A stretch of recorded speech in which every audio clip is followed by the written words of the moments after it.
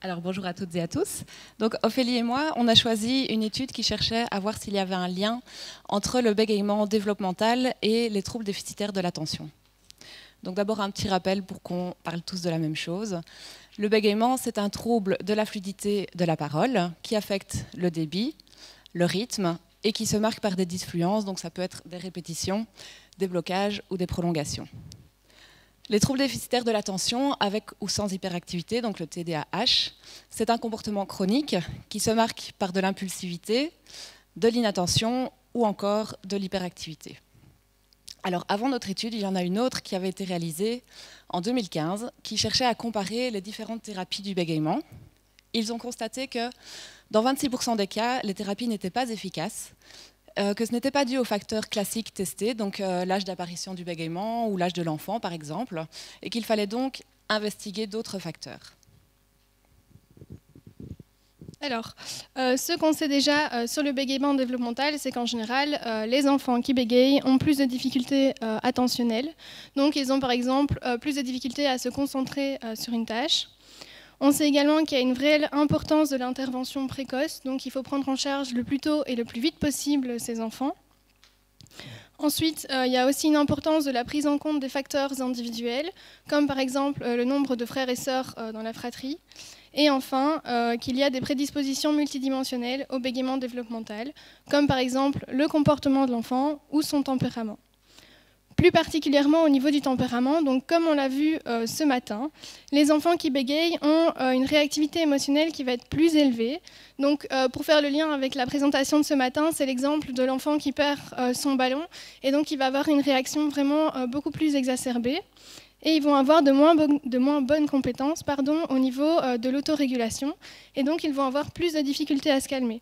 Donc, c'est des enfants qui vont vraiment avoir des réactions exacerbées avec plus de difficultés à se réguler et à se calmer. Et donc, c'est vraiment important de travailler l'autorégulation pour permettre à l'enfant de réussir à inhiber ses comportements de bégaiement et de suivre les stratégies thérapeutiques mises en place en dehors des séances.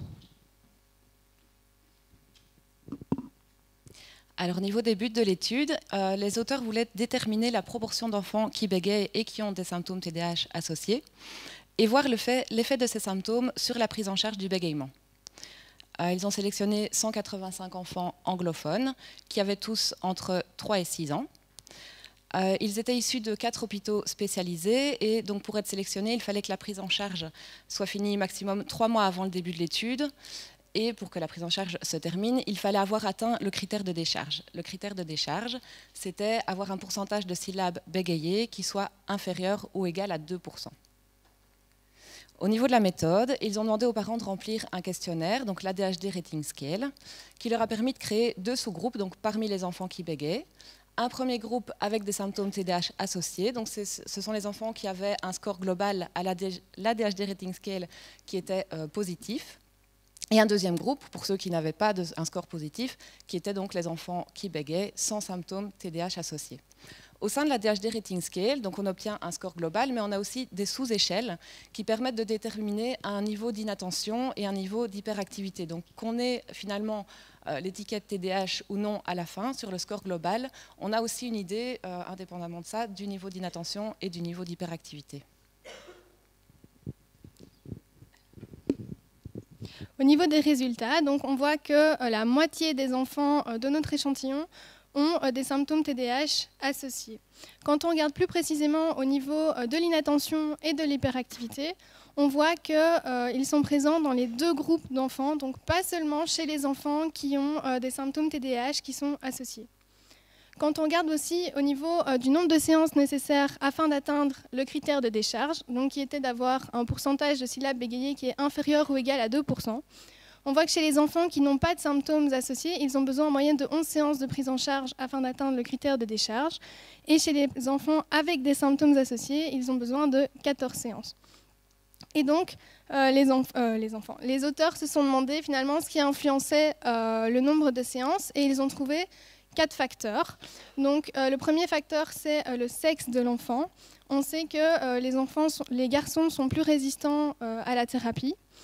On sait également que plus le bégaiement est sévère avant la prise en charge, plus la thérapie sera longue. Ensuite, Ici, on a trouvé que plus les enfants ont un haut niveau d'inattention, plus la prise en charge sera longue. Et c'est intéressant parce que c'est ce qu'on a analysé ici avec la DHD Rating Scale. Donc, on voit vraiment que l'inattention est très prédictive du nombre de séances et plus que le niveau d'hyperactivité ou le fait que les enfants aient des symptômes TDAH associés ou non. Et enfin, on voit que la manifestation du bégaiement influence également le nombre de séances. Donc, les enfants qui manifestent plus des répétitions que des blocages ou des prolongations ont en général besoin de moins de séances.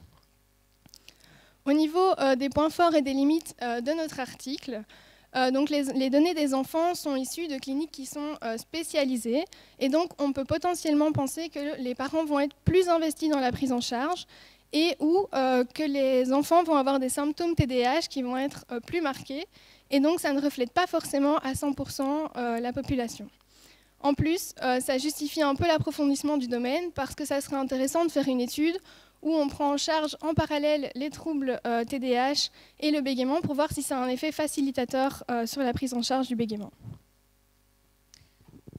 Alors, qu'est-ce que vous devez retenir de notre présentation ?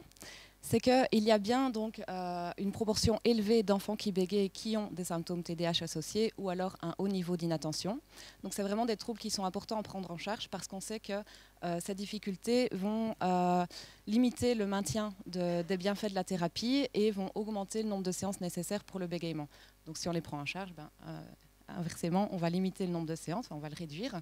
Donc pour nous, il ne faut pas hésiter à renvoyer chez le neuropsychologue puisque c'est vraiment eux qui sont formés à prendre en charge les troubles TDAH et ils vont donner à l'enfant des stratégies qu'il pourra appliquer non seulement pendant nos séances mais aussi dans la vie de tous les jours. On connaît l'importance de la prise en charge précoce et de la guidance parentale. On sait que c'est un facteur important de réussite, donc il faut vraiment impliquer les parents dès le début de la prise en charge du bégaiement et leur donner des outils à appliquer au quotidien avec l'enfant. Alors, donc pour favoriser cette prise en charge précoce, on pense notamment à la sensibilisation des professionnels de l'enfance. Donc, on pense par exemple aux instituteurs maternels et aux instituteurs primaires. Et il faut vraiment les sensibiliser à ça et leur dire que dès qu'ils voient un signe d'installation de bégaiement développemental, il faut envoyer l'enfant chez un logopède pour faire un bilan et voir un peu où ça en est. Et enfin, que la sévérité et le type de manifestation du bégaiement influencent la réussite du traitement. Merci.